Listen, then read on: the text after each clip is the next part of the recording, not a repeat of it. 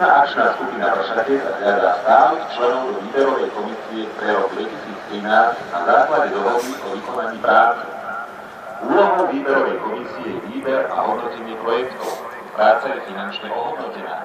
Člen výberovej komisie musí byť bezúhonný, mať viac ako 18 rokov a nesmie mať žiadne záväzky voči štátu po lehotej splatnosti.